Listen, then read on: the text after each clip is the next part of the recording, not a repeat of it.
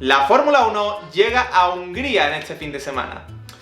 Y hombre, el circuito de Hungaroring es un circuitazo, de los clásicos de toda la vida, se podría decir.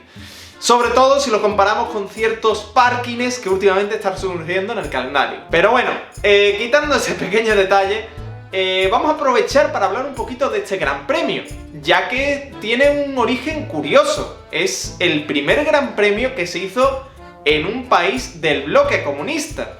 Y además, este Gran Premio se creó cuando todavía estábamos en plena Guerra Fría. Así que vamos a hablar un poquito de su historia, vamos a hablar de los orígenes, de cómo surgió la idea y de esa primera carrera de Fórmula 1 en Hungría en 1986. El día de hoy esta historia la empezamos un pelín antes. En concreto nos vamos a principios de los años 80, tras la guerra FISA-FOCA entre la FIA y los equipos para ver quién se quedaba con el poder económico de la Fórmula 1. Si hay una persona que fue beneficiada de esta pelea fue, por supuesto, Bernie Ecclestone. Y aprovechando que se convirtió en el líder de la Fórmula 1 a nivel mediático, decidió comenzar a explorar ideas para poder expandir el campeonato, para poder pasar de un simple campeonato de carreras que solo le importa a los aficionados al motorsport a un fenómeno de masas como es hoy en día. En ese momento empieza a tener un sueño principal que quiere cumplir Bernie: llevar la Fórmula 1 a Moscú, ni más ni menos. Llevarlo al centro de la Unión Soviética. Puede parecer una locura de idea, y de hecho en parte lo es. O sea, era una locura de idea en medio de los años 80, en plena Guerra Fría, que lleva la Fórmula 1 a Moscú. Pero no era del todo raro. Por ejemplo, en el caso del motociclismo ya había grandes premios en suelo comunista. Fue el caso del Gran Premio de Alemania del Este, fue el caso del Gran Premio de Yugoslavia y fue el caso del Gran Premio de Checoslovaquia. Aún así, la Fórmula 1 todavía no había explorado el otro lado del telón de acero. Bernie Ecclestone intentó por todos los medios llevar la Fórmula 1 a Moscú. De hecho, se diseñó un circuito de carreras y hubo una fecha inicial en la que se iba a hacer el Gran Premio. Se quería hacer en agosto de 1983. Sin embargo, la Unión Soviética puso pegas y el bueno de Bernie se encontró con el mayor enemigo de cualquier autónomo español: la burocracia. Tras este bajón, llegó un amigo húngaro de negocios que tenía el bueno de Bernie Ecclestone y le dio una idea que, aunque no era lo mismo, pues estaba bastante bien. Si no se podía en Moscú, ¿por qué no lo hacemos en Budapest? Lo estuvo pensando Bernie y no era mala la idea. Al final Budapest queda cerca de Alemania, queda cerca de Austria, queda cerca de Italia, lo cual puede venir muy bien a los equipos para poder llegar todo el material a Hungría. Tras tenerlo claro y ver que la mejor opción era hacerlo en Budapest, se decidió coger literalmente un campo de patatas que había a 30 kilómetros de la capital, donde se decidió construir el Hungaroring, circuito que además lo construyeron en 8 meses, ya que el primer ministro de Hungría por aquel entonces era un gran aficionado a la Fórmula 1 y era el primer interesado en que se hiciese la carrera. No solo por ese detalle, por esa afición al automovilismo, sino porque también serviría a Hungría para un poco prepararse para lo que podría ser el mundo después de la caída del bloque soviético. Ya en 1986, para organizar el Gran Premio, hubo que hacer de todo.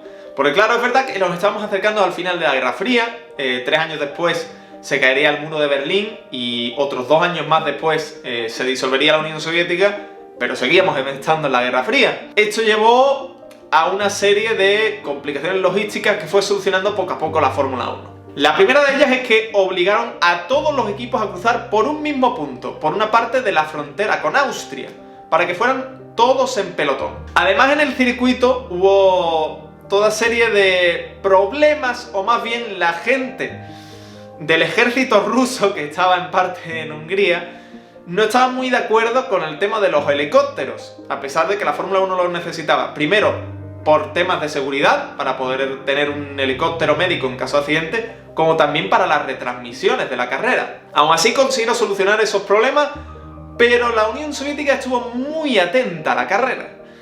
De hecho, se dice, o dicen las leyendas de ese Gran Premio, que había oficiales del KGB en el circuito del Hungaroring para asegurarse de que el evento fuera exclusivamente deportivo y no hubiera nada por detrás. Ya centrándonos en lo que viene siendo la carrera, Ayrton Senna se llevó la primera pole con su Lotus en el Gran Premio de Hungría. Sin embargo, no fue capaz de defenderlo de cara al domingo, ya que Nelson Piquet, con el Williams, fue capaz de adelantarlo.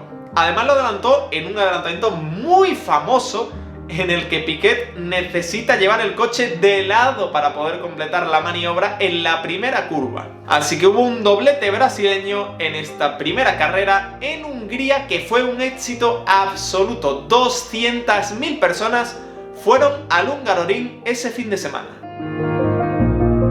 Bueno, pues estamos ya en el simulador y para haceros una idea de lo difícil que es dar la vuelta hoy. Se me ha hecho de noche mientras estaba grabando el vídeo. El vídeo lo he empezado a grabar a las 4 de la tarde y son ya las 9:30. Pero bueno, he dado 2 horas vueltas todo el rato. Vamos a estar con Assetto Corsa. Volvemos a Assetto Corsa. Y vamos a estar con el Lotus 98T de Ayrton Senna, que es precisamente el que hizo la pole en este Gran Premio del 86. Y en el circuito de Hungaroring del 86. Ese va a ser la variante que vamos a hacer hoy. Lo primero de todo, al igual que siempre, el sonido. ¿Cómo suena un turbo de los años 80? Suena. Vámonos. Vámonos a la última curva. Y un circuito que me gusta, me encanta a mí Hungaroring. El nuevo, el viejo, me gustan todos. Pero bueno, vamos a ver qué tal. Primera curva que, como veis, es... aparte de que he frenado un pelín temprano, es más redonda que la actual es más puntiaguda. Continuamos con la que es la bajada, aunque ahora tenemos una modificación debido a que antiguamente había esta chicane de aquí que no me gusta nada, pero bueno, es lo que había y lo que hubo hasta el 88, creo que en el 89 ya tiraban recto para abajo. Continuamos la subida en la segunda zona de DRS, que es donde estamos ahora mismo. Y ya nos dirigimos a esta curva redondeada con el muro mucho más alejado que actualmente. Nos vamos a la chicane, la famosa chicane que se suele ir a saltar Michael Schumacher para defenderse de Pedro. Y empezamos con las enlazadas del circuito. En las dos primeras hay que frenar un poquito, en la tercera sí podemos ir a fondo. Y en la cuarta sí tenemos que frenar un poquito el coche de nuevo sin que se vaya. ¿Veis el turbo, no? Veis que el turbo efectivamente funciona. Y mira que estaba en bajas, ¿eh? Pues aún así el turbo alguna sorpresa me ha dado a lo largo de la tarde. Continuamos hacia la última curva ya. Hemos hecho una sección un pelín distinta a lo que es actualmente. Y ya nos metemos en la última curva. Y recta de meta. Vamos a hacer un 1.41.7. Bueno, a 11 segundos de la pole de Senna. No hemos hecho peor tiempo que el último, la verdad. Cosa que hubiera sido una humillación histórica. Pero es que es complicado el coche. Y he estado reduciendo el turbo. Vale, que se supone que esto debería estar con un turbo aún más potenciado y por lo tanto aún peor para manejar. Pero bueno, así es una vuelta al Hungaroring antiguo con un coche de los años 80. Y bueno, y eso ha sido todo por la historia del día de hoy. Espero que estéis disfrutando en el verano, a pesar de que ahora llega unos cuantos fines de semana que no hay gran premio. Así que tendremos que ir a la playa, por desgracia. Espero os haya gustado el vídeo.